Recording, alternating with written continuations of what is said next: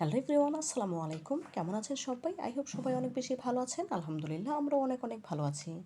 আজ আপনাদের জন্য নতুন আরও একটি ভিডিও নিয়ে হাজির হয়েছি। আজ আপনাদের সাথে শেয়ার করব কাঁঠালের কেক তৈরির সহজ একটি রেসিপি। আশা করি রেসিপিটা আপনাদের অনেক বেশি ভালো লাগবে।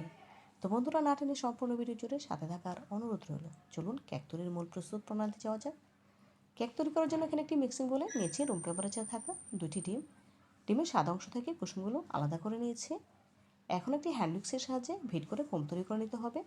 আমি হ্যান্ড উইক্সের সাহায্যে ভিট করে নিচ্ছি, তবে আপনারা চাইলে ইলেকট্রিক বিটারের সাহায্যে ভিট করে ফোম তৈরি করে নিতে পারেন, কোনো অসুবিধা নেই। আমি যেহেতু হ্যান্ড উইক্সের সাহায্যে ভিট করছি, তবে একটু সময় নিয়ে ভিট করে নিচ্ছি। দেখুন এই পর্যায়ে ফোম তৈরি করা হয়ে গিয়েছে। এখন এর সাথে অ্যাড করে দেবো মেজারমেন্ট কাপের হাফ কাপ চিনি।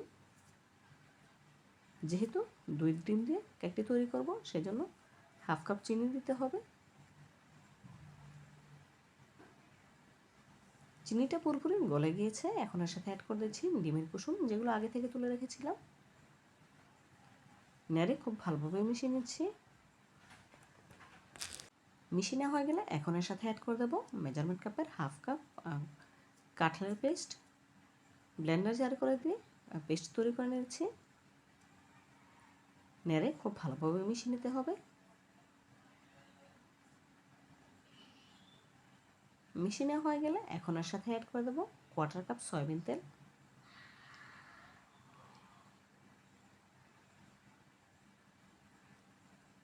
আবারও খুব ভালোভাবে নেড়ে মিশিয়ে নিচ্ছি।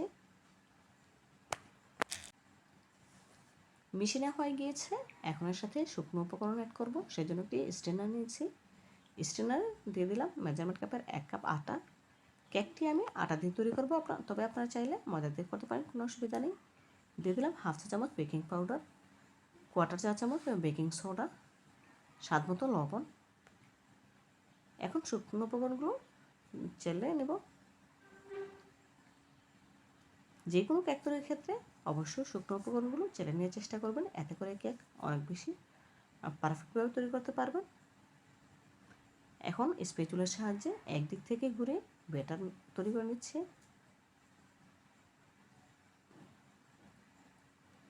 একদিক থেকে ঘুরে ব্যাটার তৈরি করে নিলে কেক চুপসে যাবে না। খুবই আলতো হাতে মিশিয়ে নিচ্ছি। দেখুন এই পর্যায়ে কেকের ব্যাটার রেডি হয়ে গিয়েছে। এখন আপনাদের দেখিয়ে দেবো ব্যাটারের ঘনত্ব কেমন হয়েছে। দেখেই বুঝতে পারছেন, এমন ঘনত্ব হলেই বুঝতে পারবেন কেকের জন্য ব্যাটার পারফেক্টভাবে রেডি হয়েছে। এখন যে পাত্রে কেকটি সেট করব, সে পাত্রে সামান্য একটু তেল ব্রাশ করে নেব। এভাবে করে তেল ব্রাশ করে নিলে কেকটি যখন মোল্ড আউট করব, তখন কিন্তু পাত্রে লেগে থাকবে না, খুব সহজেই ছেড়ে আসবে। তেল ব্রাশ করা হয়ে গেলে ওপর থেকে একটি খাতার কাগজ বিছিয়ে দেব। তবে আপনাদের কাছে যদি বেকিং পেপার থাকে, সেক্ষেত্রে বেকিং পেপার দিয়ে দিতে পারেন, কোনো অসুবিধা নেই। দেখুন খাতার কাগজ বিছিয়ে নেওয়া হয়ে গিয়েছে। এখন আগে থেকে রেডি করে রাখা কেকের ব্যাটার ঢেলে দেব।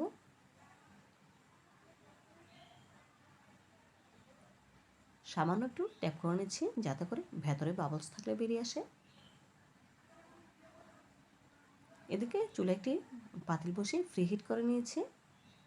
পাতিলে দিয়ে দেবো একটি হাঁড়ি রাখার স্ট্যান্ডার, তারপরে কেকের পাত্রটি বসিয়ে দেব। এখন ঢাকা দিয়ে জাল করে নেব প্রায় 40 মিনিট। এই 40 মিনিটে ঢাকাটা আমি একবারের জন্য তুলব না। গ্যাসের ফ্লেম লো আছে। 40 মিনিট জাল করে ফিরে এলাম। দেখুন মাশাআল্লাহ কেকটি কতটা ফুলকো হয়েছে, দেখেই বুঝতে পারছেন। এখন একটি কাঠির সাহায্যে চেক করে নেব কেকটি হয়েছে কিনা। দেখুন কাঠি একদম ক্লিন এসেছে, তার মানে কেকটি আবার পারফেক্টভাবে হয়ে গিয়েছে। চুলা থেকে নামিয়ে কিছুটা ঠান্ডা করে নিয়েছি। এখন মোল্ড আউট করে নিচ্ছি। দেখুন খুব সহজে মোল্ড থেকে কিন্তু কেকটি ছেড়ে আসছে। উপর থেকে খাতার কাগজটি ছাড়িয়ে নিয়েছি। দেখুন মাশাআল্লাহ কেকটি কতটা সফট হয়েছে, দেখেই বুঝতে পারছেন। এখন কেকটি আপনাদের কেটে দেখাবো। দেখুন বন্ধুরা, কাঁঠালের কেক কতটা সফট এবং স্পঞ্জি হয়েছে, দেখেই বুঝতে পারছেন। তো বন্ধুরা, কাঁঠালের এই সিজনে একবার হলেও আমার রেসিপিটি ফলো করে কাঁঠালের কেক তৈরি করে দেখতে পারেন, ইনশাআল্লাহ অনেক বেশি ভালো লাগবে। তো বন্ধুরা, আজকের মতো বিদায় নিচ্ছি। দেখা হবে নতুন কোনো দিনে নতুন কোনো রেসিপিতে। ভালো থাকবেন সবাই, আর আমার জন্য দোয়া করবেন যেন আমার আরও নতুন নতুন রেসিপি নিয়ে আপনাদের সামনে হাজির হতে পারি। পরবর্তী ভিডিও দেখার আমন্ত্রণ জানিয়ে আজকের মতো বিদায় নিচ্ছি। আল্লাহ হাফেজ।